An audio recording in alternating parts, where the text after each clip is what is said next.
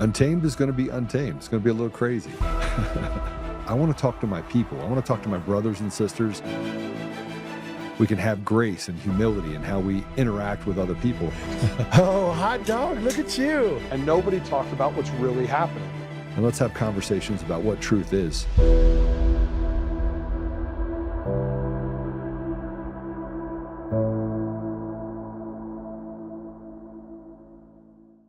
Tried to stop the shooting as it happened. An off-duty state trooper and a civilian. You can see footage here that appears to show one of them shooting back at the shooter. The civilian, identified by local media as 35-year-old Jordan Salinas. Here's Twin Falls Police Chief describing their heroic actions that likely saved lives. We can confirm that there was an off-duty state trooper and a citizen who actively engaged the suspect by returning gunfire towards him. We believe their actions helped drive the suspect away from the scene, preventing further casualties. According to reporting from the Idaho Statesman, Salinas instinctively ran toward the gunfire, drawing a semi-automatic pistol and fired on the mass shooter. The incident happened around 2:30 p.m. Saturday at a busy shopping plaza in Twin Falls. In-N-Out's president, Lindsay Snyder, says customers and an employee were among the victims, though the names of victims are not being released by law enforcement at this time. Video shows the suspect dressed in black, carrying a long rifle. Law enforcement described a chaotic scene as customers and employees at the In-N-Out ran from the restaurant as gunshots rang out. Hi, everyone. Welcome. Class is in session today. Sorry, Joe's not here. I'm here, and I got a great co-host today as well. Micah is going to be joining us, and we got a lot to go over. And we'll start here. We're at the survival of a nation. We're at a survival of a nation. That's the theme of today's show. And what you just saw happened over the weekend. And that's no different than the regular shootings that are occurring every day in our streets, except this one was caught more on camera, and a good Samaritan decided to engage. And that's the line in the sand, is when are good men going to stand up? And with that, I want to bring Micah on because I know he's got a heck of a lot to say about this. Him and I spoke earlier this morning, and I think we need to just unpack it, Micah. Good men standing up. Yeah, we need more of them. And we were talking earlier, you and I have much we share in opinion and thought process. A couple things we see a little bit different, but I will tell you, the guy that stood up here, that's a bona fide hero. That's an authentic man standing in the face of evil. If we don't call it out, we don't stand in the face of it, it succeeds, period. End of story. Yeah, and in that shooting, I saw 3 were killed, 7 injured. This guy, I think he's been identified now. The shooter was 24-year-old Chad Williams, who died at the scene from a self-inflicted gunshot wound. Yeah, he's a coward. Yeah, he took the easy way out. Yeah, he opens up on the innocents. A lot of people have made this, it's constantly a 2A argument. I would argue that we have a culture problem. The 2A argument's a byproduct of it, like so many other things, but we have a culture problem in this nation. We have embraced evil. We have, I've said for a couple of years now that we have gone away from the Democrat and the Republican Party, and now we're just into the party of good and evil. And what you're seeing is evil personified. I'll say it over and over. You look back at anything that has happened over the last, 4 to 5 years, and every single one of these things go back to a culture initiative. The left wing wants to argue that it's a gun issue. The right wants to come out and say you're taking away my rights. But when you really break it down to size, definitively, I think it's a culture issue through and through. And what's at the heart of the culture itself that's causing this to rear its head? It's an attack on values. It's attack on family values. It's attack on faith. It's attack on Christianity. People are fatigued. We're tired, man. We're tired. We're tired of trans issues, black issues, liberal issues, Trump issues. It's just on and on and on and on. There's no breathing room, but the central attack is on family values. So we see it here in Colorado, where we're passing House bills and Senate bills that they don't just go. I mean, they cloak it in it's some type of health thing that's good for the kids. But we're talking about like the destruction of not only family values, but the actual destruction of children. And we're going after this. So we're tearing apart the family. The Democrats are just absolutely destroying family values. They're going after the kids, specifically the kids, targeting the kids, saying you can be anything you want. You can make up any title. You can go do anything that you want to go do. And at the end of the day, that's just not true. Anybody with a lick of common sense knows this. But every single time we attack this, we advance that culture. And then when a bad action happens, we want to blame it on the thing. And that just makes no sense. That's like blaming obesity on the spoon. I like that one. But I hear you, and I'm thinking that I'm processing as you're speaking with me, and everything that's being attacked is basically conservative values, correct? That's what we're seeing it as, right? I think that's the primary attack. I mean, if you really look at what is going on, and you could really break this down, in my opinion, you can break it down topic by topic by topic, but it all comes back to the same narrative. It goes back to the thing that I've said multiple times. I either burn down your city or we're going to burn down your city. So they leave you with no option. And when you press people far enough, you get you're always going to get some type of reaction. The conservative nature of humanity is to give, is to love, is to take care of people. It's to walk journeys with people. And so my genuine belief is when you take a party of conservatives and you have a hardcore party of liberal left, and they're just banging a drum all the time, and they're constantly switching subjects, the Conservative Party doesn't know how to keep up with that. They've never had a battle plan that is good for that. So when you denigrate the family, you tear apart the family, that's where the wake-up call starts happening. It's not my kids. And you can see this happening over and over and over in bill after bill after bill here in Colorado. And here's how you know there's an intentionality behind it, because there's a punishment that goes with it. If we were passing something for the betterment of all Colorado, there wouldn't be, you're going to be held accountable at the end in potential civil or criminal jail time.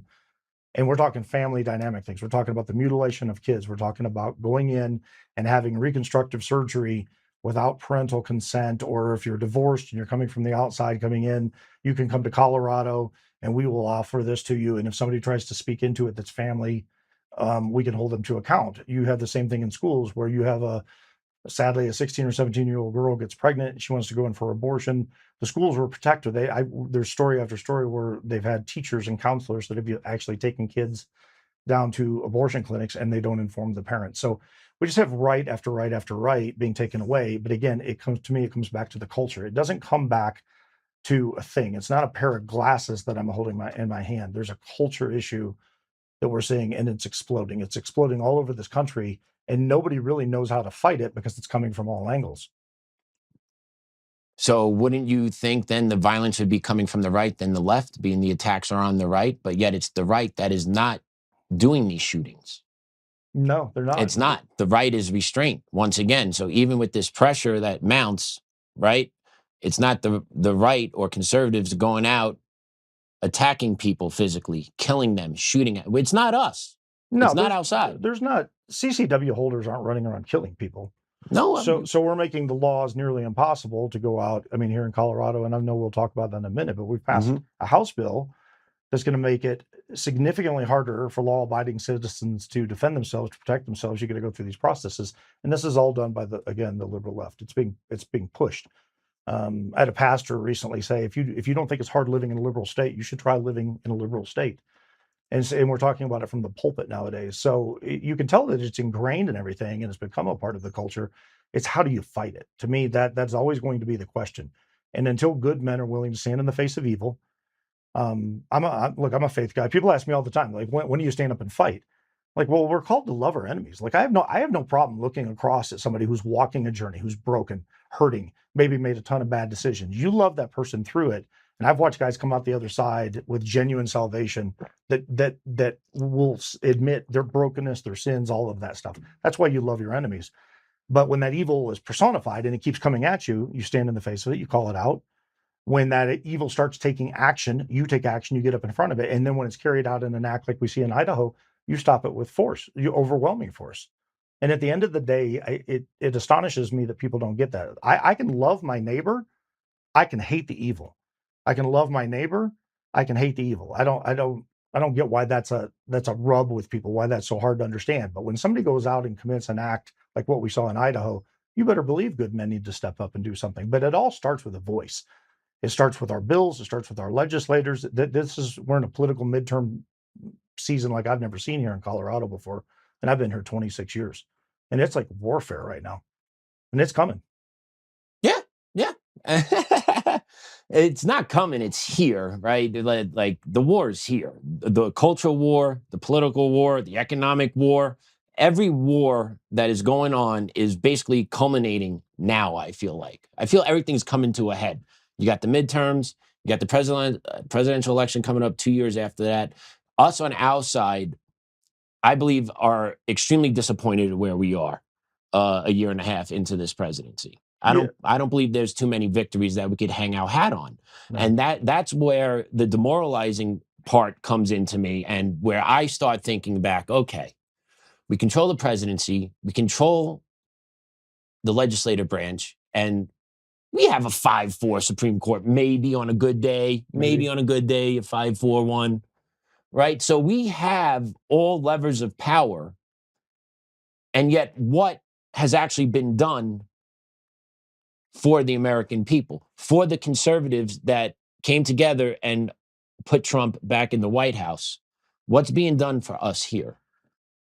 Well, I've heard a lot of words. I've always had a hard time kind of overall defending Trump. He says a lot of things that I don't categorically agree with. But the reason I voted, and I voted for him in 45, I voted for him in 47.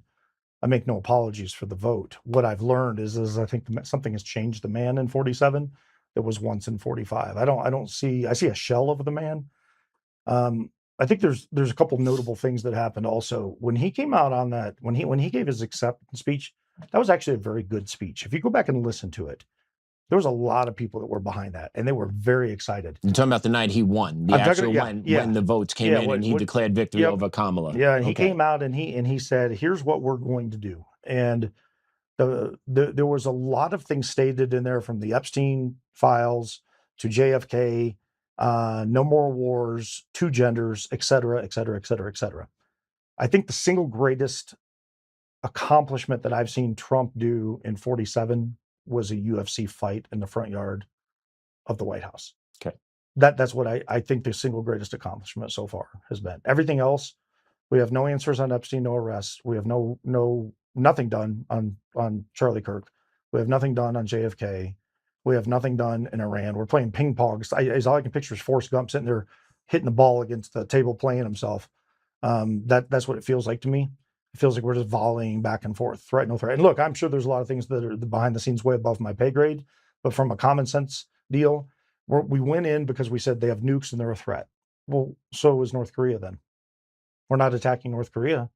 North Korea has way more nukes, and they're considerably, in my opinion, just as dangerous, if not more dangerous. Why aren't we going in and doing that? So there's a tactical maneuver, I'm sure, that they made, but then they came out and said, well, we've eradicated it, that the nukes are underground, we've obliterated it, we don't want to put boots on the ground.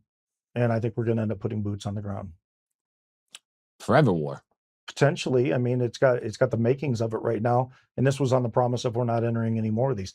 And it comes back to me as like, when are we going to start taking care of our home front? Yeah. I mean, we got 350 million people here asking questions. What's going on?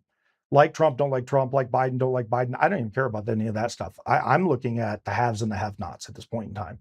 And when I sit back, I think the good Lord above, I've never met the guy from Idaho. I think he's a hero for what he did yesterday. I think there's a lot of good men standing out there willing to fight. But what are you fighting for, and what are you fighting against? There's so many subject lines right now. And then internally in the Conservative Party, you got people sitting back going, I'm still paying $4, north of $4 a gallon of gas. Oil's running low. And 2 months ago, Trump said, we got plenty of oil. I'm not worried about it. Well, I'm worried about it now. And this goes back to, we're supposedly winning. That's my point. Winning what? That's my point. We're in charge. We have the levers of power, and this is where we are. Now, what does that look like when we're not in charge? Does gas become cheaper? Do the wars stop? Do the borders stay closed? You understand what I'm saying? Like this, like, where's the positive for us? Where is us turning the corner and reclaiming our country? Because to me, I don't see it. And this is just a Band-Aid and 2.0 Biden coming in right after. Yeah, I'm There's nothing being done on the domestic front to ensure we have a country left once this administration's out of office. Yeah, I can't argue that point. And I mean, that's what I was driving at, is that we have a culture issue. I genuinely believe that's part of the culture. I think that's part of our problem right now. We have enough people that could stand up that are not, or they have stood up and they've gotten beaten down. And at the end of the day, they're not willing to risk it. I mean, you and I talked about it off air. It's you have good men that know the fight is here, but they got a mortgage, they got a job, they got kids. They like, when and what am I fighting and what am I doing? Identifying the targets and what's the objective. It'll be like, oh, we got to stand together, let's go fight. It'll be like us doing what we just did in Iran, going in without a plan. And we just start marching around saying, all right, we're going to get Poland, we should get this guy, we should get that. That's not going to lead to anything. There's no organized way to actually undo all of this. I believe the only way this can get done is people above us that have the power and authority to make the arrest and put the charges on paper and make substantial changes need to do it. And it's not being done anywhere. And the only arrest we see are Somalis with crooked teeth. There is no way those people with the lowest IQ, borderline retardation status, can figure out how to put together hundreds of millions of dollars of fraud programs without any help, without educated people plugged into the system that knows how the system operates to siphon off hundreds of millions of dollars for us. And then when that money, we found 50 million here, we found 100 million here, 250 mil here. Where's that money going? Yeah. Is that money coming back to us? Is like, we found the fraud. Okay, great. Does that mean that money has been spent out already and we can't get it back? Or a percentage of 250 mil got spent out, but we recouped 100 mil? Okay, how are we breaking that 100 mil back down to plug the holes of the 47 trillion in deficit we're in? There's no transparency there with that. It's all talking points. It's all magical numbers. Because is it putting more money in your pocket finding this fraud? Well, no, obviously not. And I think that your point is not only well made, it's the one thing that everybody's frustrated with, because you can't quantify anything. Exactly. You can't validate anything. You're told that it exists. They go in. I don't even know if they made any arrests on it. But at this point in time, I'm sitting back and I'm questioning it. This is why, for me, people will say to me, look, you're a tactical guy, you're an instructor, you've done your law enforcement career, you've put people in jail, all that stuff is true. But I'm also a faith guy. I'm a big believer in salvation, and I'm a big believer in forgiveness, but I don't avoid standing in the face of evil. And that, you'll hear me say this over and over and over and over. I think we're called to do this. And right now we have evil personified on the outside coming in. It's coming over the borders. We have evil personified, in my opinion, in big government. The 535 running the nation are not giving good answers. The president that was in 45, and again, I said it earlier, I have a hard time defending everything he says, but when Trump first came in 45, he had a nickname for everybody. Everybody that was running for office. Little hand Marco, remember that one? There was so My hands are big.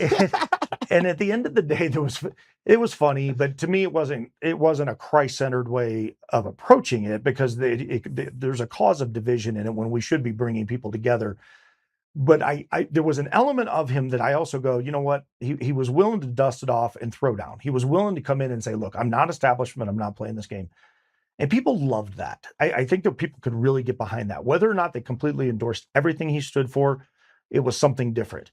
46 comes in, Biden happens, woke happens, craziness happens, COVID happens. I mean, just we see the end results. I'll never forget the guy surfing. I think he was in Huntington Beach or Seal Beach. And there's nobody in the ocean and there's nobody on the beach. You can see miles in every direction. You see two cops walk out, call him in from out of the water and arrest him during COVID. And you go, that right there is that to me was the beginning of the end for everything that we were headed towards. If you can go do that, you can do anything you want. And that's what's scary to me right now, because again, we are embracing and accepting things that are fundamentally not true, categorically not true. Men can't have babies, men can't be women, women can't be men. This is all garbage. And yet you got U.S. Olympic committees and collegiate sports all arguing over this stuff. Like, oh, it's a thing. No, it's not. It's not a thing. It's not even actual. And yet somehow it continues to get traction. That's part of the culture. And then the byproduct of that is when those people don't get the way they want, they seem to act out. There's a violence. We see protests in the street that turn into burning down of buildings and trashing cars. I just saw some influencer guy get attacked. I think it was in Dearborn. Oh, Jake Lang. We're going to play that later today. Yeah. Yes, sir. you know, I mean, he's getting attacked by 7 or 8 men. They're throwing rocks at him. You got one female cop who Muslims don't respect anyway, and they're just shoving her out of the way as this guy's trying to hide in the cop car. So we've got an indoctrination. You're never going to have a Sharia law. You're never going to have an agreement between a Sharia law practicing nation and the United States of America when it comes to treaties or embargoes or trade. Iran's going to continuously be Iran, and us sending a few special forces over there isn't going to solve anything. We got a legitimate problem we've entered into. We need to get out of it. If it was a true in our face threat in the moment, fine, go over, do what we got to do, defend ourselves. If we're all on the verge of dying, go over and turn it into a parking lot, I guess. But you got to remember, there's also innocent people that live over there. There's people that aren't doing anything wrong. And the U.S., in my opinion, has a way of getting into the middle of these skirmishes, and we've been living in them. I mean, really, about the only freedom that I remember in my lifetime, I'll be 58 in 5 days, was Reagan. I mean, Reagan came in right at the end of Iran. Carter couldn't get anything done. Reagan came in and said, enough. Goes in, gets the prisoners. And through the 80s, right up to about 90, right before the skirmishes started over in the box, we were doing pretty good. But prior to that, Vietnam, you had a little bit of break between World War II and Vietnam. So the 50s. You had Korea too. 50s were pretty cool. You had muscle car invasion. Everybody started buying hot rods and big horsepower stuff. And you had Dairy Queens popping up all over. I mean, life was pretty cool back in the late 50s and the early 60s. And then you had the season of love and the drugs came in. And then all of a sudden, Nam hit. And we just seem to not have a break in America with one bad decision after another, or we're going in to do the right thing, and then we get stuck and we don't have an exit plan. And so we get Biden coming in and going, well, here's what we're going to do. And we pull out, and immediately the country's turned right back over to where it was when we started. So there's no advancement. And that, I think that's my concern, because that's what we're starting to see on home soil now. And how do we fight that? I mean, it's like, who are we fighting? I don't even know who we're up against. Well, let's see. Other than evil. Is anyone actually in our government trying to stop this or fight it? Let's ask that question. Does it seem? Why does it seem the average American cares more than the one that's in charge than those in charge that can make a difference? I would say left wing, right wing is all the same bird with the exception of a few feathers. I genuinely believe, personally know a couple congressmen, congresspeople that are the real deal. The dudes that are the fighters. There's I would say 20-ish, 23, 4 that go against the grain, that are willing to be dissenters, to stand for. I mean, there's an old adage, you don't believe in a president, you believe in the country. You support your country, you're not supporting a president. The president is an institution. We need to be supporting America. And to your question, it doesn't feel like that's what's happening. And that I think that's why so many people, you got people on the left saying, see, I told you so. But you got a lot of people on the right that really expected 47 to be Donald Trump 2.0, kind of on steroids. And when he came in and he just went flat and did nothing and then just started playing the game. I mean, to me, it feels bought. To me, it feels controlled. I could be wrong. I can't speak fluently on Israel. I know everybody's really targeting that right now and saying they're the driver behind it. Do I think they're the kind of the puppeteer with Trump? It feels that way. It feels like every single time they snap their mouth and they bark at somebody, we come in as the enforcer to go do something. So they run their mouth and we become the bodyguard. And I think people are old. I just think they're fatigued. I think people are tired. I feel like everywhere you turn, you're tired. Yeah, you are. And speaking of tired, I want to put this up. This is going to make you real tired. Let's put up A2, the article about Senate Bill 25003 going into effect out here in Colorado. So Micah could really get going now. There you go. It went into effect August 1st. It's sponsored by Senators Tom Sullivan from Centennial and Julie Gonzalez of Denver and Speaker Pro Tempora Andy whoever from Fort Collins and Representative from Englewood. Wow, those sound all up and down the I-25 corridor, making cracking the whip out here on everyone out in Colorado. Dude, break it down, Micah. Tell us what this bill's about, please, so everyone can get it. I got an AI summary version of it today. I think you could do a little bit better. Well, I don't know. I'll do my best. It's a slow-moving train wreck, is what it is, and it's gonna keep going. My guess is there'll probably be some type of injunction that comes. There'll be some type of fight. Someone's got to file a lawsuit first. They got to file it, but it's happened in a couple other states with similar language, and they won. And the Supreme Court came back and said, "Yeah, this is garbage. You can't do it." So I think you'll see that here. What do they look? What's the heart of this bill? What are they doing at the heart of this bill? So they're making it as complicated and as cumbersome and as frustrating as possible to go buy a handgun, which A handgun, not even an AR, well, a handgun. handgun, rifle. I mean, there's very, anyone that has a magazine that comes out of it. Yeah. Okay, so not a revolver. A revolver's okay. I think revolvers are okay. But anything that drops a clip or puts a clip in, this law impacts. Yeah, and it's okay. It's really something that people should dig into. 25003. People should go read the nomenclature on it. It's really important. Well, they write it so convoluted, people aren't going to understand it. Well, it becomes very hard to read legalese. Here's the stupid breakdown on it. So you've got to go to your sheriff now. Before I go, if I want to go to the gun range, if I want to go to DCF to go buy a gun, I can't do that anymore. You can't do that anymore. I have to go to a sheriff office first. You got to go to the sheriff's office first, and you got to sit down because the sheriffs in Colorado have a lot of time, as I understand, on their hands. Well, there's no laws to enforce, man. There's nothing to be done out here. So he's sitting around and he's drinking his latte. We have 350,000 people here in Douglas County, 200,000 of them of legal gun buying age. So the sheriff probably has nothing better to do than sit down and do a litmus test on every single person that wants to buy a gun. So that's what the sponsors of the bill came up with. They thought it was a good idea. The second thing they did is they threw it under essentially Parks and Wildlife for oversight. So you've got a division that didn't want it. They'll tell you they didn't want it. They don't know what to do with it. They don't even really understand how to handle it. I was talking to 3 different sheriffs in the last week, and they were still waiting on updates on something that was going to pass, which passed 2 days ago that went into effect. So you go get your litmus test from the sheriff, and the sheriff, so let's say he signs it off. Now you got to go to an authorized instructor to take a 12-hour over 2 days, mind you, that's part of the bill. It's got to cover 2 days, 12-hour PowerPoint presentation. So you're not going out to the range and learning anything. You're not shooting. Before you go any further, go ahead. Are there fees included in any? Oh, I hadn't gotten to that yet. Okay. There's fees every step of the way. So just checking. I guess I should have qualified for this. So you're going to go to the sheriff, do the litmus test, pay a fee. Yes, we go. Okay. Then he's going to sign off on it. You're going to go find an instructor, and there's a handful of them out there across the state, and you're going to pay a fee. There we go. And you're going to sit down, and you're going to take a 12-hour PowerPoint presentation that you could probably do in an hour on YouTube by yourself. In the age of technology, nobody thought of that, I guess, over in the state, capital where these guys passed it, or the Parks and Wildlife who are administering it. So you're going to sit there for 6 hours one day and 6 the other, or however they break it up. And you're going to go over things like the 4 rules of gun safety. And you're going to spend an hour talking about the 4 rules of gun safety, and you're going to pay your fee. And then at the end of it, you're going to take a test. And you have to pass this test with a certain proficiency, which I believe, if they've all agreed on it now, is actually 90%. Don't hold me to that, because that number's jumped all over the place.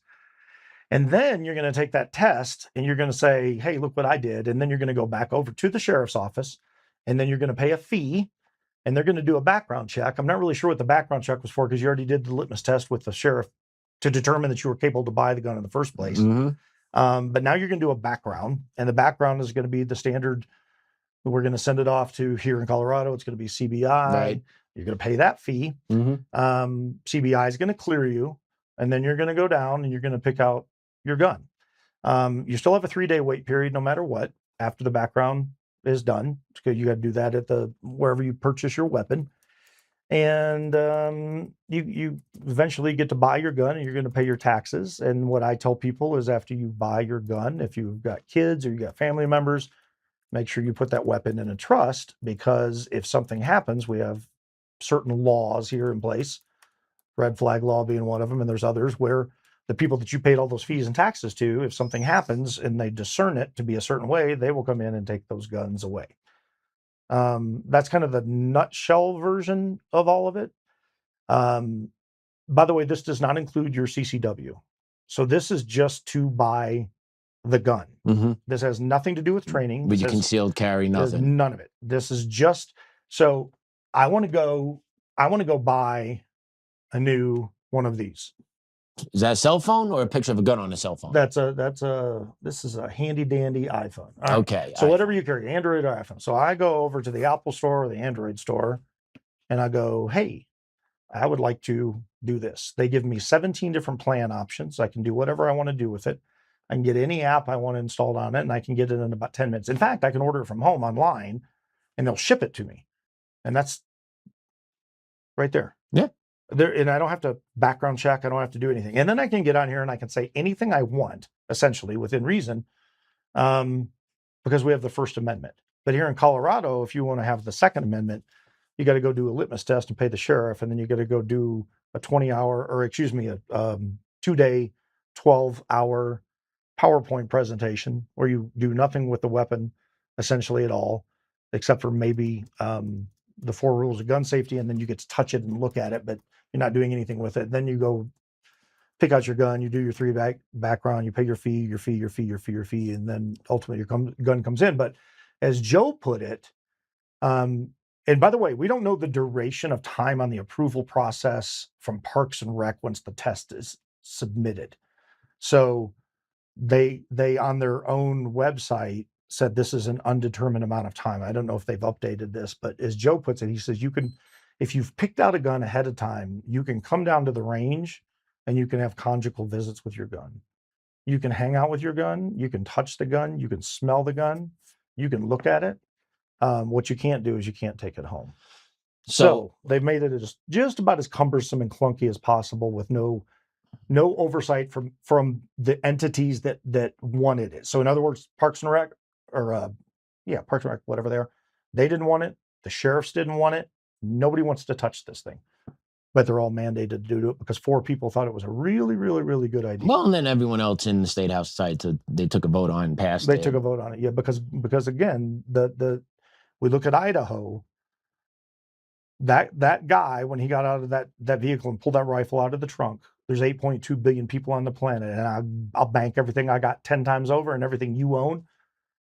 He didn't know how anybody voted inside or outside when he started shooting people. Oh yeah, because evil doesn't discriminate, right? Agreed. But the 2 guys that helped slow the threat down to get the guy off site before he offed himself, both of those guys went through an inordinate amount of training and an inordinate amount of education, spent their fees, had their money, and that's when good men stop evil. But look at what they did in order to stop it. That guy didn't have to do anything. Yeah. All he had to do was open fire.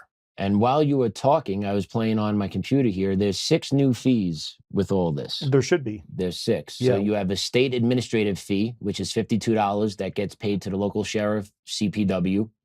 You have a sheriff processing fee, and that's going to be determined on what the county's going to charge. That is correct. Yeah. So from what I saw here, counties, where was my county charge? Examples here, $0 in El Paso County for residents. So El Paso's not charging anything, apparently. That's interesting considering their sheriff. $50 in Adams and Jefferson counties, and then up to $200 in Denver County. That's what that makes sense. This is just AI, what they're pulling. Third-party background check is $30 plus court fees to be determined. You have the safety training course that ranges from $100 to $250 that gets paid directly to the certified firearms instructor. Then you have the CBI InstaCheck fee, $15. Then you have the dealer FFL transfer fee between $20 to $50. So this is going to cost anywhere between an extra $250 to $500 for someone that wants to go buy a gun to defend themselves. Not to mention your time. This is This is a big deal because most of these classes are probably going to be Saturday, Sundays. Who's going to take off work on a Monday, Tuesday to go sit down and do 12 hours of PowerPoint so that they can buy a gun? So what the liberal mentality is if we make this much harder, eventually we're going to cure all problems with guns and we're never going to have evil in this country and great things are going to happen. The reality is all you're doing is taking the Second Amendment and trampling it, but more so enhancing your own culture problem. So again, I'm going to go back to culture over and over and over. What they want is, in my opinion, is total control. If you can control the culture, you can control the narrative. If you control the narrative, you can control the outcome. And you can see this here in this legislation that was passed. And mind you, at the end of the day, you can still buy the gun. You just got to go through this clunky process to get there. That's a very expensive process. That's very time consuming. It's infringing my rights. It's infringing your rights, but you're still getting the gun. So the only thing they've really done is just make it harder. Well, and that's where the courts are going to come in. And I'll tell you right now, this is going to the federal. You're going to lose down here. You're going to lose at the 10th Circuit. And then you're going to need this to be petitioned by the Supreme Court. More than likely. because these courts out here They're a joke. it's not even fun. Yeah, you It's got not you even got close. feckless judges. It's everywhere. not even close. And the left is doing this. It's part of it. But I also believe they see something as, this is an American thing. We need to get rid of this. Americans having a right to buy a gun, we need to make sure they don't have a right to buy a gun. Yeah, we're changing the culture. We need to stop this. But they don't care, or they're not looking to actually stop the gun violence. They're not. Because if they were looking to stop the gun violence, this bill wouldn't be on the desk. No, that's correct. This people that commit crimes, that shoot people, are not the ones that are buying their guns legally. Yeah. It's the ones that are on the streets, right? And unfortunately, what percentage of the people on the streets own the guns, and what are their specific demographics on the street that own those guns? Yeah, so every question you're raising has been something that's been argued out over and over and over and over, and they keep winning the battle because we do not have good men stepping up. These things get passed. They get passed in the House. We fight down here, but everybody's fighting on social media. Nobody's going down. I've testified at the courthouse, and I can tell you what it looks like when you walk in on a House bill. You get called in, you get 3 minutes. 3 minutes. Mm-hmm. You might wait hours to go get your 3 minutes. And most times they're sitting up there playing on their Yeah, because they don't care, because they already have what they know what they're going to do. They know exactly what's going to happen. So, and then the fallout from this is just simply law-abiding citizens become the fodder. Sure. We become the target practice. Right. The ones that can't defend themselves will be the ones that get killed first. That's right. To me, that's the plan here. It's not so much a cultural, maybe it is a cultural thing. I just personally see it as they want to eliminate a subsect of this culture. We represent that subsect of the culture they want to eradicate in America. Well, that's because white Christian forming males. a new culture. That's what I'm getting at. That's why I say it's a culture, because you're forming a culture. You're changing the culture from what it was here to the way you want it to be over here, and everything gets left behind. So I genuinely do believe it's a culture thing. And I want to play this. This segue is perfect. Have you seen the recent Thomas Massie clip that's making its rounds? No. All right, let's play cut 3 about Thomas Massie talking about the 2A. If I see a politician run a TV ad and it's them in a duck blind, and then they get up and start talking about the Second Amendment, and they don't tell you what the Second Amendment means to them, and they imply that it's about duck hunting, I don't trust that politician. The Second Amendment is about keeping our government in check. It is about keeping the possibility of a tyrannical government from evolving, and if it does, giving you the means to enforce the Constitution. Undeniably, 100% true. That's why the First Amendment is what the First Amendment is, and that's why the Second Amendment is what it is, because the Second backs the First, and you don't have the First without the Second, because if you don't got the Second, you have no rights. We've seen it through the course of time. Doesn't matter. Does not matter. If the people cannot defend themselves from the government will come in and squash you. Look what's going on in Europe right now. Those people in Europe are getting a heavy dose of global elitism. Sure. And they can't stop it. Right. Did you see what happened in Spain? Yeah, the little enclave on the northern part. Well, did you see? You're going to make me do this. Take a breath. You're going to make me do this. Why did that happen? Who instigated it, Micah? Look. I didn't make you do anything. Who instigated it? I didn't. Did you see the State Department memo that was written in March? I didn't, but I know where you're going. Where am I going?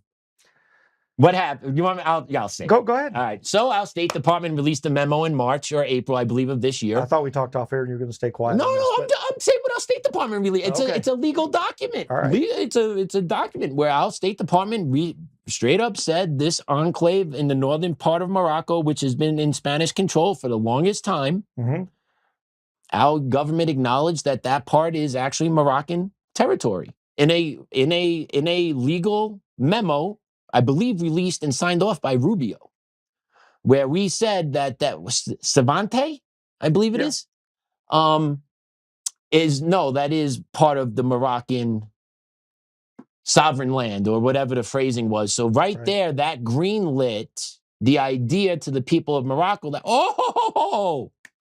the U.S. is saying this is ours now. Who, by the way, just out of curiosity, did you watch the videos?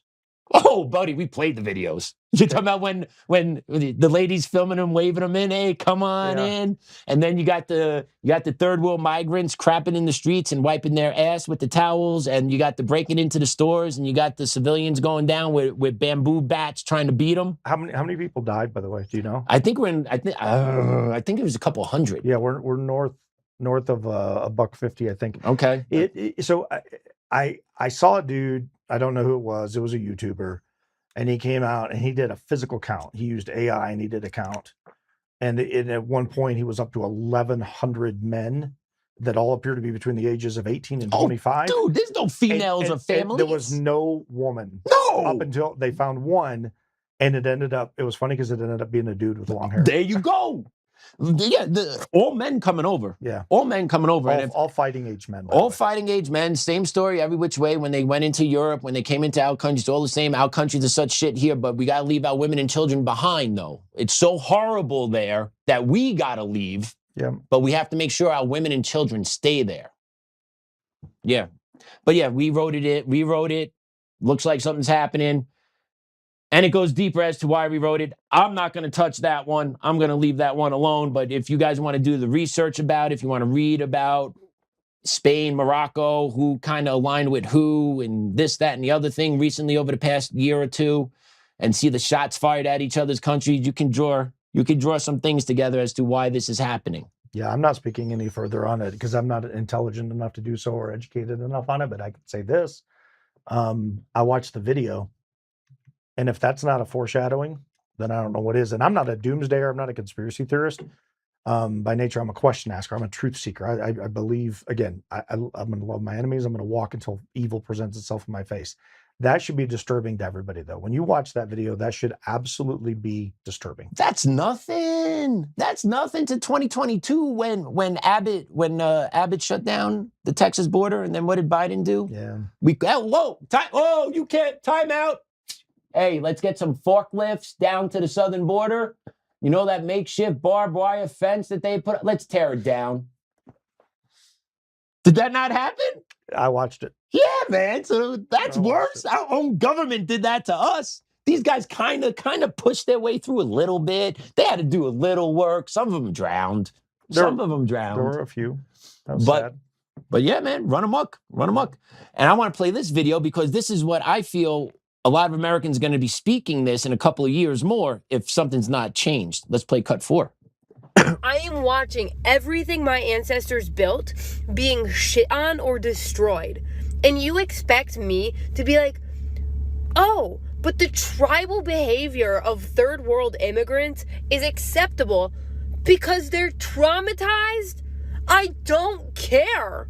Kick them out, send them back to their third world countries, give me back my money and my taxes. I really don't care. American taxpayers have an absolute right to know how much of their tax money is being spent to bring foreigners into America. And if you take a look at this, it's $200 billion plus per year in recent years has been spent of our tax money to bring in immigrants that nobody here actually wants.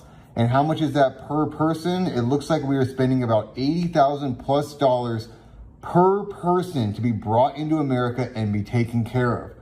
A high-end public estimate is about $150 billion per year in annual burden for unauthorized immigration. This is money that we are all having to pay with taxes, with inflation that nobody wants. Send them all back.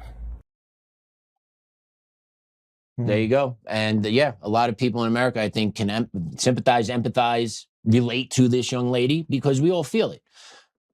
We have been nothing but an hospitable nation to anyone that comes here. And now that has been turned around on us, spit in our face. You are racist until I can do whatever my culture in your name. And if you don't let me, you need to leave this country because we're taking it over. Yeah. And that's what it feels like is going on in America. And then if you stand up for it, you're gone. You're gone. Well, you said something very important. You said we all feel it. Yeah, we all do. The we all is an all-inclusive thing. And the reason that's an important statement, and I'll look in the camera when I say this, we all feel it. We all feel it. No matter who you are or where you come from, everybody's talking about this stuff. if you go back to things that were important back in the day, if you look at it, like let's talk some really big things that were going on. I remember when Hinckley shot Reagan. Remember it very, very well. Turn the corner of the sidewalk, boom, everybody jumps on him. That was in the news for about 3 or 4 weeks because at the time, no social media, no internet, none of this stuff, right? So you've got nonstop coverage on the shooting of the president of the United States. And you dig into these things, and this is back when media was actually halfway decent at doing the things that they were doing, but that would stay there. Nowadays, it's gone like this. Everything is moving so fast, so quick. And so you see a girl like that come out, she's saying what everybody else is thinking. Everybody's feeling it, right? Yeah. We all feel it in some way, shape, or form. I think you said it well. We've always been generous and gratuitous. We invite people in. We're a melting pot. I mean, I don't think anybody would argue that America is one of the most giving nations, if not the most giving nation on the planet. There's another side of that coin, though, but we always seem to find ourselves in the middle of other people's stuff at the exact same time. And it feels like there's a counterbalance between these things. We invite it in, we fund it, and then we go to war over it. And then we invite it in, we fund it, and we go to war over it. And it just keeps happening. Money's to be made from all of it. That's why. And me and you don't make it. We're the ones who we keep opening it up. Unless you got some good tips. $80,000 a person? Yeah, man. That's the full salary for people. That's a lot of money annual. Yeah. There's a lot of people like to have $80,000 a year. So my neighbor behind me, his family and our family become friends. Our kids hang out. We talk a lot. He does federal stuff now, but during the Biden administration, he was actually down at the border. You want to know what he was actually doing? I might have said this to you. He was legitimately handing out cell phones and $3,000 cash. Is that right? To people coming across. Yeah. He goes, "You're not going to believe it." When I said, "No, dude, I believe it because I heard stories about it. I've seen stories about it." But he was legitimately down there, cell phone, $3,000 cash. And then eventually the money ran out for the day. The latecomers didn't get it. Next morning, cash was there for the new people coming in. Just hitting them off. Pop, pop, pop, pop, pop. Yes, sir. To his credit now, we are sending people back because he's on the flights taking people back overseas, down south. So we are shipping people out, but not to the level that needs to be. So the catch-up game is never going to, we're going to lose the immigration battle. And then the ones that survive the deportations, the one that kind of just fly under the radar for a couple of years, they'll rise right back up once the green light comes from the White House again that, hey, como se di, como se da, it's all good. You can do whatever you want here. And we're going to make sure, and we're probably going to hit you back with some traumatization reparations because you had to be real hard living underground for the past couple of years. So we got to make sure we snap you off maybe 10, 15 grand to, get your feet back on. This stuff is hard. For me personally, look, my wife's Hungarian. So her father-in-law, or my father-in-law, excuse me, he escaped during the Hungarian War. I mean, he came over when he was a wee little one. He makes it to America. He has an 8th grade education. He works on the line at GM for 55 years. He builds his own house. They're still living in it to this day. Been married 66 years. Amazing story. But he went through my family went to Ellis Island and looked at his signature. I mean, they looked at the process. That's how he did it. And it took like several years to go through the process formally. He did it. He loves this country. He's 83 years old. He's long in the tooth now. He's getting to that age where it's like, I've lived my life. But at the end of the day, he's like, I never regretted the journey over here. And the crazy thing is he has 2 older siblings. One fought for the Americans and one fought for the Nazis back in the day. I mean, you talk about being torn from your family, right? I think of what he went through, and I've sat down and I've listened to the stories, and the amount of tears that comes out of that man's eyes when he's shedding and how he lost family coming over, trying to escape the war. And yet we get people coming in and they're banging them credit cards and cell phones and $3,000 cash. People just don't understand the hardships. Well, they don't have to, because if you make minorities suffer hardships, you're a racist. Like this is what it all comes down to, because we have to pay for the sins of our ancestors. We have to pay for the sins of every white person that ever walked this planet, because everything that's impoverishing the black or brown, it has to do with white people. So that's the equity payback, brother. Well, that's where it comes from. That's a whole 2.0 conversation. But I don't know that you're off target on it. That's just so much that goes into that. And there's another part of it that, for a long time, people that wanted to come to America to work and be part of America. Now there's a different wave of immigrant coming in. And the mindset is, I'm coming into America because I want what America is giving me. Not for sure. not what I could do for America, but what can I take from America? Well, you saw them burning down or breaking into the buildings. You just said it. Like when they came over, the first thing they did is start trashing every stuff. Right? Yeah. So I don't know how that. My point is I don't know how anybody watches that and doesn't understand. That's what's here in part, but coming. That culture is just it's in evolving. here. It got in here, but it's evolving. That's what I'm getting. Like it's getting bigger and worse as we go. Of course. And we don't know how to. Well, let's find a video on Jake, whatever his name is. Oh, let's go. Oh, before that. Whoa, before we go there. Okay. Before we go to Jake Lang. In case our audience missed it, we covered a lot so far, but let's not miss the big announcement from this weekend. Let's play cut 5. Let's put up President Trump's truth for over the weekend. Here we go. The winning shot in the Bedminster Club Championship. Thank you very much to all those who participated. I won with a score of 70. I'm so honored in that. Unlike the rest of the field, I'm given very little time to practice because I'm focused on many other things. It's called talent, and I have it, and they don't. President Donald J. Trump. Let's put the replay. I think people need to see. Let's click replay if we can, Damon. Let's click replay because I think people need to see this beautiful chip. Like I've sculled so many shots like this. I've sculled it or chunked it. Like look at that beautiful. Look at that. Is that a give me? Maybe a little outside give me range, but he said he won it with that, so that must have been a give me. He must have gotten it. But yeah, so important. We had to make sure we got that up there too. That came out this weekend. Big stuff. That's hard, man. I can't do that. You got to open up the face a little bit. You got to make sure you don't overswing. You can't catch it with the bottom part of the head either. Like that's big time. That's big time. All right. I loved the statement. I don't have time to practice. Just naturally good talent. This is talent. Look, I'm a golfer. I've done that a few times. I've never done it with 22 golf carts in the background. The pressure. He's the president. The pressure was there. He doesn't feel it. It's hard to defend the man. It really is hard to defend the man. I hear you. Well, speaking of another man, sometimes it's hard to defend him. Sometimes it's not. Jake Lang, let's just play cut 1. Jake Lang was in Dearborn, Michigan over the weekend. Let's play cut 1. Dearborn, Michigan. I speak the name of Jesus. No rioting, no violence, no violence, no violence, no violence, no violence, no violence, no violence, no violence, no violence, no violence, no violence.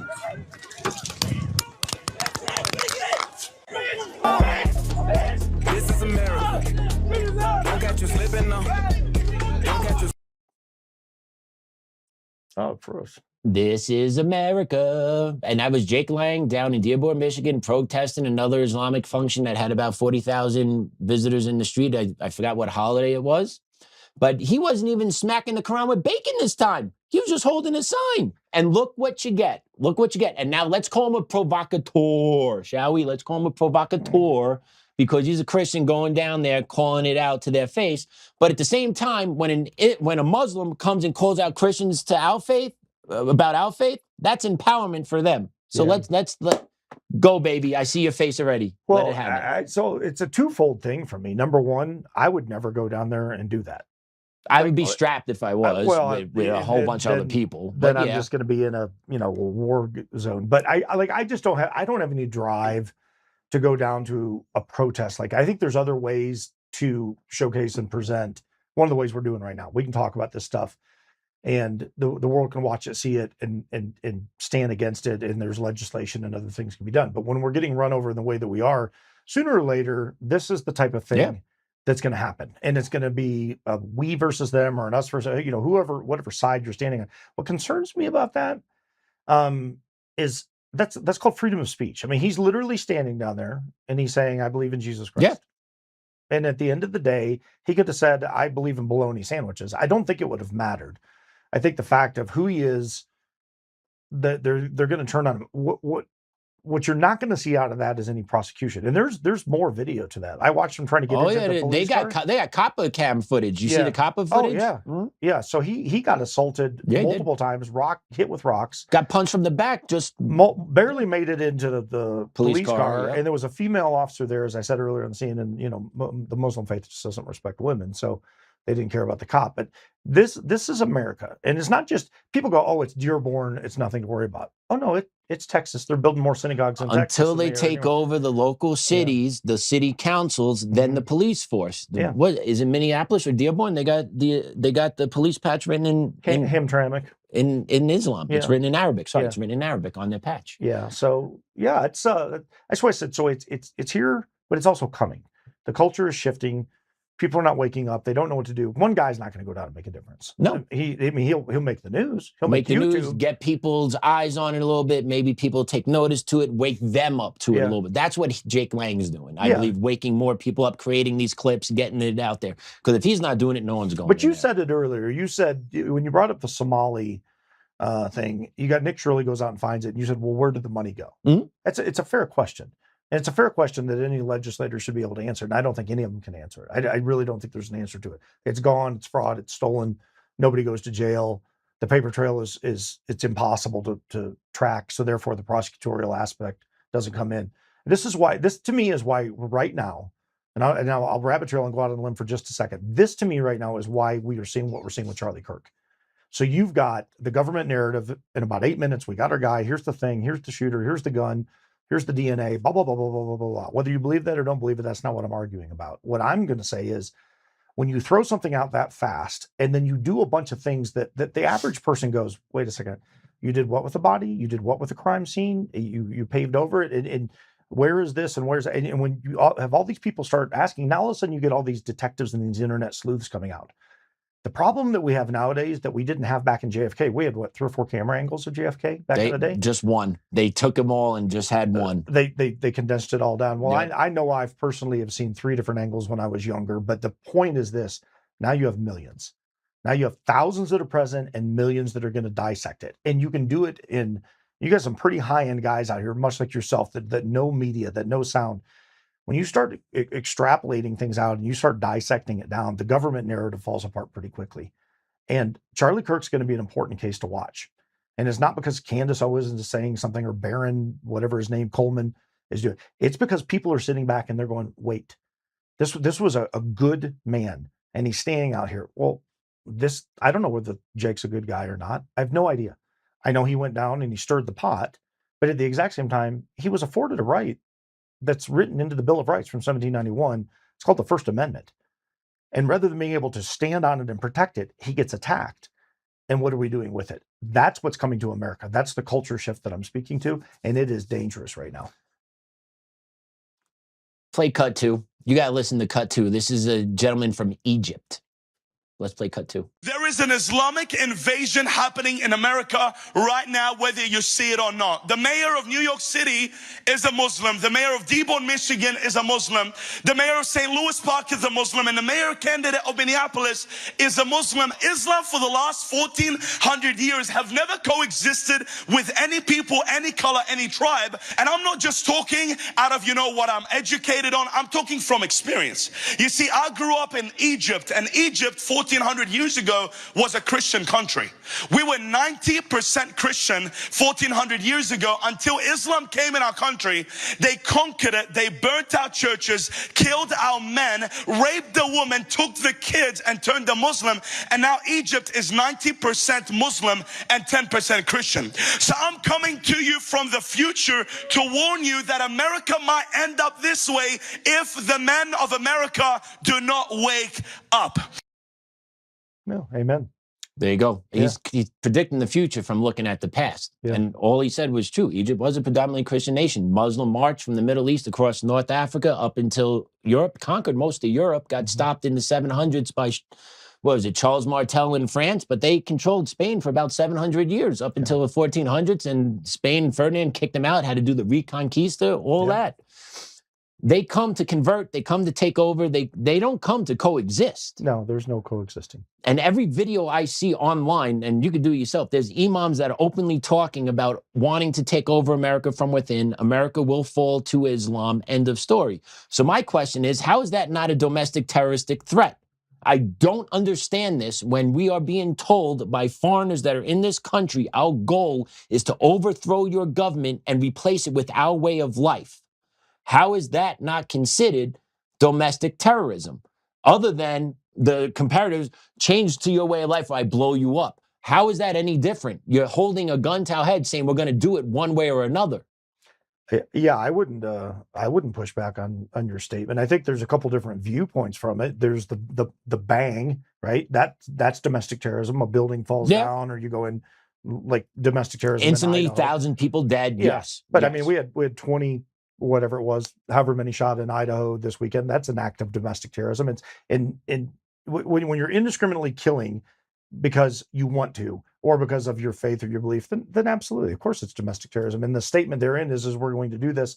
I would construe that the same way. That would be no different than me looking at you and saying, yeah, I'm going to kill you. I'm going to kill you if you don't believe what I stand for right here in Colorado. And this goes right back to my issue with this administration. They're not doing anything about this level of threat either. Agreed. I don't want to hear freedom of religion. Yeah, you can practice whatever religion you want here, but once you start crossing your religion into taking over our society and we're going to make you submit to our religion, you're crossing a fair line. Yeah, well, there's freedom of religion is the first part of the First Amendment, and I have no problem with that. But Sharia law is not religion. That it's genocide. That's yeah. So I don't. But they'll argue that's my religious belief. I don't correlate those. Well, that's why you got to get our hands around this, and we don't. We just invite more and more in. Well, we don't. We do. The liberal party in America, which has become, in my opinion, the party of evil. That's why I said good versus evil. They're inviting, and nobody is sitting over on the conservative side saying this is a good idea. We have deals with Middle Eastern countries that allow. What we have is leaders in the 535 that are making bad decisions. But you know I'm right. I see that smirk. But I'm talking about the 350 million citizens in America is what I was getting at. Of that, you have a portion of them that are sitting back and saying absolutely, and then the rest are going, no, this is crazy. Yeah. But the 535. Again, left wing, right wing, it's all the same bird minus a few feathers. Uniparty. This is why you will not see them ever have term limits. It's the one thing they all agree on. They got a 9% approval rating, but they have a 99% agreement rating on no term limits, with the exception of a handful of people. What's amazing is their approval rating is always in the shitter. Somehow they keep getting reelected. It's like the elections don't matter either. It's crazy. Let's put up this post, C3. Let's take a look at the Islamist in power in America. Let's pull this up real quick.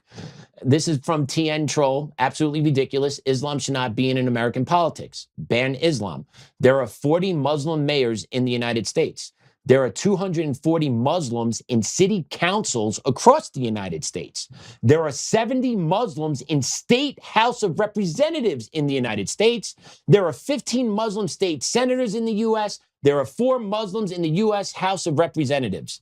This is 25 years after September 11th. Their goal right now is to have 50 members in Congress by the year 2030. They got 4 right now. They got 4 years to go. Can they do it? Maybe, maybe not. But it's playing out, and they're not taking over political office to promote American values. No. They're not. No. So what is nothing? It's the slow crawl. We talked about it off air, and this is where you and I had 2 different opinions on something. So I'm going to agree with you on the one because it's undeniable. They've been reading the same book for 14 centuries. It's their playbook. I get that. I don't think anybody with any common sense would argue that. So the long haul, they're not planning tomorrow the way Americans think about tomorrow. I get up in the morning and I'm going to go do X, and I fill in the blank with my work day, my schedule, hockey. They're getting up and they're reading the same thing that they've been reading since the day they were born. You're reading the same book with the same battle plan, the same game plan, and it's a long play game plan. You and I totally agree on that. They're coming in here. They're not assimilating. They're coming in to do, in my opinion, to take over your opinion and take over your stance was they're going to drain us to death until they get control. I still believe, I genuinely believe there is going to be an uprising that's going to happen in this country, but I don't believe it's going to be necessarily Muslim driven. I believe it's going to be fatigue driven. I think eventually we're going to get to a point where you can only push a man so far, and you're going to get beat down enough that eventually you're going to push back. Now, the problem, again, this is just me. I speak for nobody. I'm not talking about Bubba running out with an AR and shooting at somebody who's brown. I want to be very, very clear on that. You're going to have those kind of events because those you're going to have one-offs. You're always going to have one-offs. I'm talking about a coordinated effort where people sit down and go, how much more are we going to do? And it really comes down to the ultimate question in culture is what's the tipping scale on that? I'll stand on that. So far, we've not seen it, or we would have had it. We would have had some type of uprising where we would have said enough is enough.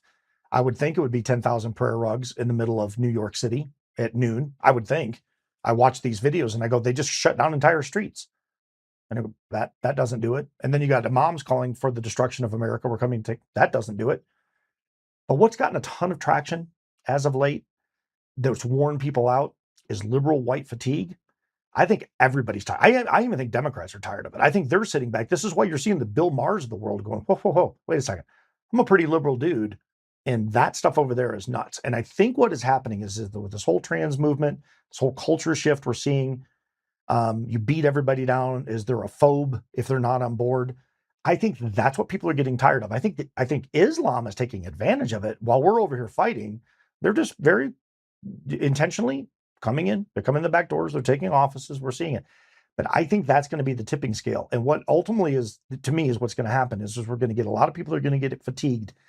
And they're going to say, not on my watch. What does that look like? I don't know. My concern is we're borderline civil war if this continues to the rate we're going. The problem is I don't know that anybody's going to know what the target is going to be. Exactly. And that's all purposely done. And that's, of course, it's purposely done. But that's the scary part in all this.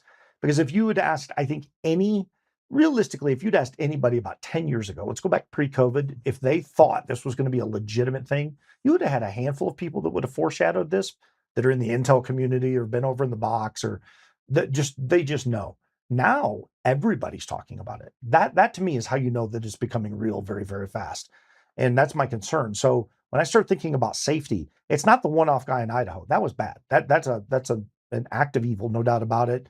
Good riddance to the guy. He was a coward. It should have never happened. I'm talking something more intentional, more global. Long haul, like you and I talked about, take over the financials, take over the infrastructure, get people into office, control the vote. It's happened over in the UK. They've got no-go zones over there. You can't even walk into them. The UK, the government in the UK does not go into these areas. That's coming to America. We have that here in America. We're getting there. We're not all the way there, but we're getting there. It's even ridiculous. We're saying we're almost there. If we're almost there, okay, we're almost there. I know. How does it go back then to not almost being there? Well, without it being taken over? It's going to be taken over. Outside of, and you may never see this, but outside of, to me, outside of the military coming in, when you have an imam that comes in and you get 5 million people that rise up all at once, you're gonna have a war. You're gonna have a fight on your hands. I mean, you're literally gonna have a military fight on your hands. Not a National Guard standing on street corners. I know, but you're gonna have a fight. They're not fighting that way. They're fighting a very covert way and a very smart way. That the only way that gets defeated is if our lawmakers do something about it, and our lawmakers are compromised and not doing anything about it. Well, it's because they're afraid. Well, look what happened. Hamtramck, gone. Correct, gone. Okay, Dearborn, those 2 American cities, gone. Now you have enclaves being built in Texas and Florida. That's happening now. Nothing's being done about it. DeSantis, Abbott, still happening. They have their own Muslim LinkedIn down in Florida where they siphon off businesses to each other. Muslim-owned shopping. Make sure we keep our money within our own. Like, these are legitimate things that they're doing to build their political power, to build their wealth, because they're not going to fight us. They know they're going to lose that way. They know it. They're not going to have the weapons. They know we do. So how are you going to defeat us? You're going to take us over from within, and then you're going to get the levers of power and then put those laws against the American people, all while you then control your local police departments. They're showing you how they're going to do it. And it's been successful. Is Dearborn ever going to be a quote-unquote American city again? Not without it ending in the box. Exactly. So that's their game plan. And guess what? New York City is in their grasp now. New York City will be taken over by the Muslim Brotherhood. They're going to have a war chest of trillions of dollars because Mamdani is going to take over the real estate market as mayor because he's already putting these landlords on notice. Sure. They're going to do all this and no one's stopping it. Yeah, this is why I go back to, the reason I don't get overly fired up in it is because I'm an eternal salvation guy. I mean, if I'm dead and gone on the way home tonight because of a car crash, I feel very secure in where I land and where I end up. And this is what I always say to people. Love people the best you can, stand in the face of evil when you must, push back when you must, and fight it when you should. And at the end of the day, we're just not doing that. And until that message starts getting out, to me, that is the message. Those are the 4 talking points. I will never stop saying it because it's scriptural. It's baseline. It's right in there. It's what we're called to do. It comes from our Creator. And at the end of the day, they don't believe in our Creator, and we certainly don't believe in what they believe in. And they're never going to assimilate here.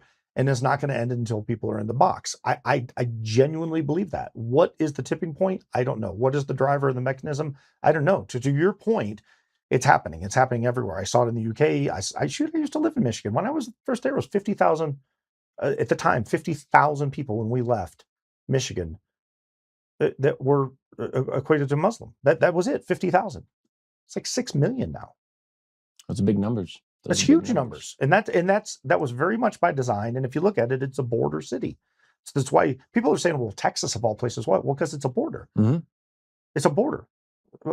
Florida, you're coming in on a boat. I mean, like it's very obvious where these things are happening and where they're not happening. Minnesota, overrun border. It's right there. Well, they're coming down from Canada. Yeah. They come in, register as students, and then just hop the border and never go to class. Sure. At least from what I've read now. I had no idea. I read that report today. I'm like, oh, that's how it happens, huh? Well, yeah, there's a lot of visas being granted. Canada's granting visas to the Muslims. They're coming over, student visas, work visas, whatever. They get into Canada, and then they're just coming over the northern border and getting into Minnesota, getting into their population. They got their visa through Canada. I'm in North America now, but I'm not going to go do what I said I'm going to do in Canada. I'm coming down south. Sure. Well, you got to go through a little bit of immigration. Back in the day when I lived there, you just drive through the tunnel or over the bridge. I played hockey in Canada and Michigan. I just went back and forth. There's other parts where it's just farmland. You just walk across farmland and you're in Minnesota. It's crazy. Same thing in Texas.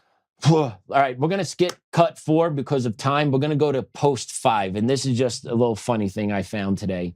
And let's lit up post 5 because the Democratic Party is a party that preaches inclusiveness, diversity, all this stuff. But yet when it comes to where they want to live, they kind of don't live where they say is benefit, which is inclusivity, a diverse neighborhood. So if you take a look here, Kamala bought a home in Point Doom. That's more than 80% white, less than 1% black. Obama lives in Martha's Vineyard, 89% white, 3% black. Biden lives in Rehoboth Beach. I don't know, what is that, Delaware? Where is that? That's probably up England state. 95% white, 0.1% black. Yeah. And then Newsom lives in Fair Oaks, 74% white, 2% black. Why do these people that talk about diversity, equity, inclusion, we love our minority, why did they choose to live away from them? Yeah, well, I mean, to be fair, the first two that might actually be their ratio of birth too, though. Okay. Kamala might be 90%. I hear you. I hear you. But if you preach this, why? Well, I get it. I hear. I just had to put it up there for a little ha-ha. It's a thus saith, don't do a thing. You want to preach it, you want to make it sound good because you need the votes, you need the power. Meanwhile, look, I had a conversation, buddy of mine the other day, black guy cop, I've known him forever and a day. We're sitting down and we're talking. He's like, look, we are still, in his words, not mine, we're still enslaved. We're enslaved to the system. We don't understand that Republicans freed us. We vote Democrat because we were promised the world. He went off on Biden for about 5 minutes and he sat down and he goes, and then we don't pay for anything. Everything's given to us. So nobody wants to work. There's a free handout. Now he's saying this. I don't believe that's true across all community that is black. But at the end of the day, I get where he was going. He was frustrated. And he's like, I can't even get my own people to wake up and understand. And I said this on our podcast on the Daily Carry a couple weeks ago. There is nothing harder that I have ever dealt with in law enforcement in my life. And I worked in the project areas, Columbia, South Carolina, Richland County. And this was a volatile city. For a tiny little 2 million person city, it was a volatile city. There was nothing harder than working with black cops that would go into black inner city. And they would come out with tears and sit in the car next to me, buddies of mine, partners of mine, and go, I'm watching my community fall apart. I can't convince them to leave. I want to get them out. I want them to see there's a world out here. Mm-hmm. And it was tragic. It was hard because it's heartbreaking. It's gut-wrenching. Like, I grew up here. Like, I was born here. I went to church here. I went to high school here. I graduated. I went and served in the military. They go over to Fort Jackson. They get done. They go in at 18, come out at 38. They go to work at the sheriff's department. They've literally lived in this neighborhood, like a Fairfield Avenue is a great example, 40 years of their life. And they're watching this neighborhood get tore apart because of the welfare system. Everything that was put in is like an indoctrination. Yeah.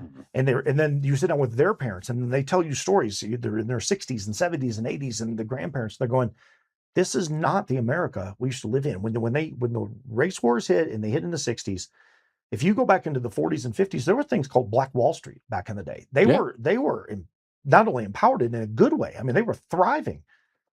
And then came the Democrats. Then came the Joe Biden. Joe Biden used to sit on the House floor throwing out the N-word. He did. I know. There's clips of him back when he actually had hair too. Itchy legs, the child groper. I mean, the guy is a living, walking, breathing, disturbing human being on every level. And I sit down and I watch these old clips, and you would think that everybody would go, well, it's available to all of us. We can see it. And yet here we are, and we're debating it. And when I sat next to those guys, and they'd come in and we'd get done with the call, man, they just reach over and grab my forearm, and they're like, I just want to do something. And these are the guys that are on the streets every single day battling it. And it's heartbreaking. Yeah. Yeah, I get it. And same thing in education. You got people walking around in education doing this equity grift in the education, systemic oppression, systemic racism. White people have caused all this. What do most of those people do that have those jobs and make six figures? They pack their shit up and move to the white neighborhoods where they're going to be oppressed again. I don't understand the mentality. I don't get why you would choose to move to a white oppressive neighborhood if you're a rich minority person that says white people are systemically racist and oppressive. I don't know why you would move to a white neighborhood. I don't understand. It's a good question. I don't get it. I wish Kamala would answer that. I wish Newsom can answer that. Hey, maybe Ron Garcia Ortiz from Cherry Creek can answer that. Hey, why do you move to an 80% rich white neighborhood, Ron, if you think white people are racist? I don't understand. You also married a white woman, so go figure. You just might not like white men. I don't know. I don't know. But they do it. White people are bad, but I'm going to marry a white woman. I'm going to move to a white neighborhood. But yet in their professional life, they talk how horrible white people are. I don't understand how that works. I just don't. No, neither. This is why I go to salvation. Grifters, man. Otherwise, it's always going to be bad. It's always going to be bad. I gotta find hope and love and faith. If I don't have that, it's hard for me to get through a day. I'm just filled with piss, anger, and vinegar. No, but you know what, Patrick? You know what's funny? We had our conversation before we go here, and I know we got to cut it. It was a good conversation because two adults can sit back and we could be 95% agreed on something and maybe not over here. I also think that's a big piece of what's missing in this country right now. We can't sit down and have civil conversation, even if we can't even draw the same conclusion. I just think that's missing. We've gotten so entrenched in social media and everything's just vented out online. We've lost a lot of that as well. So we're losing the ability to have genuine discourse, have legitimate conversation, have appreciation and value in each other. You're told what to think, you're screamed at, you're talked down, you're phobed. I'll go back to it and I'll end with this. I think people are fatigued. I think they're fatigued across the board. I think they're just tired of getting the crap kicked out of them. You're not wrong. You're not wrong. Would you like to pray us out today? Sure. Why not? Let's do it. Father God, as always, so grateful for the message that you send. I'm grateful for the salvation that we are afforded.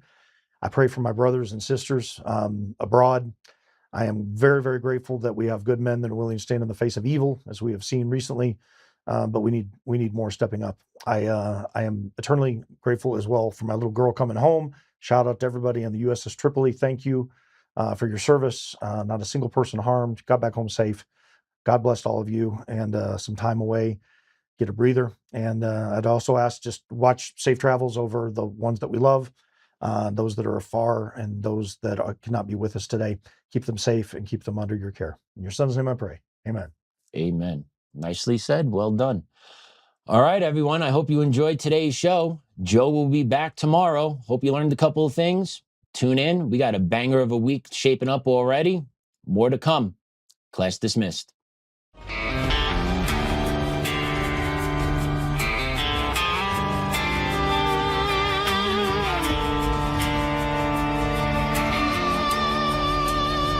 Rise up untamed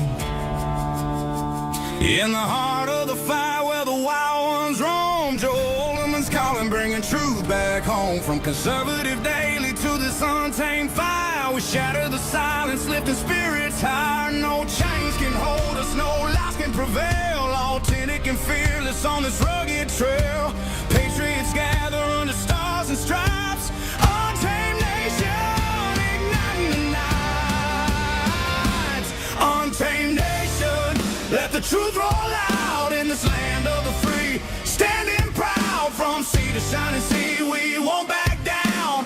Catch the fire, wear the crown, untamed nation. It's our battle song, motivating hearts where the brave belong. Yeah, untamed and wild, forever strong. Play it again all night long.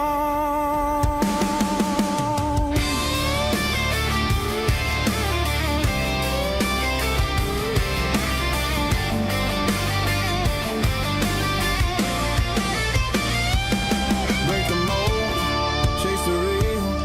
No more games, time to heal. Joe's voice leads the untamed crew.